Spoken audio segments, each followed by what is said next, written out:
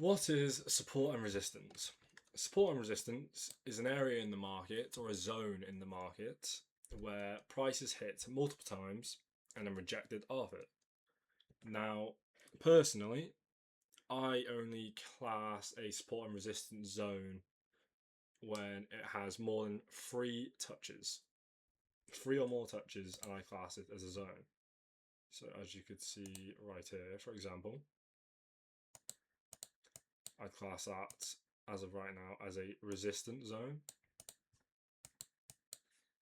And then I would class this as a support zone. I'll put S for support and R for resistance. Right, so as you can see, 1, 2, 3, 1, 2, and 3. Now, what is different between resistance and support? Well, support is an area or a zone where price is pushing itself back up from where it's been. So you can see, we've come down here, we've had a rejection back off, another rejection back off, and at the start again, a rejection back off. And you can also see the same with resistance. Price goes up, touches that area, rejects, comes back down. Now, resistance and support can be turned into each other. Now, how that works is we'll use this example here.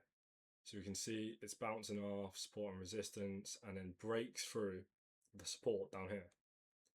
So this now turns into resistance because it's below the support, so it's being pushed, well, usually it's pushed against.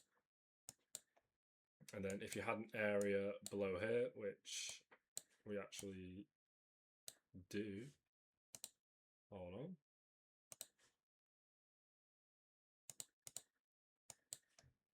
There we go. This would then be our support. 1 touch, 2 touch, 3 touch, and 4 touch. There we go. So that works both ways for resistance and support. For example,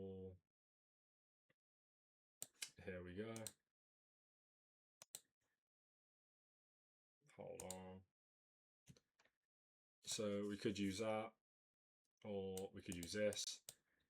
Obviously, this was resistance at one point.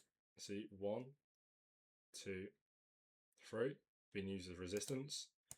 We break through this area here, and then that now turns into support as it's pushing itself off.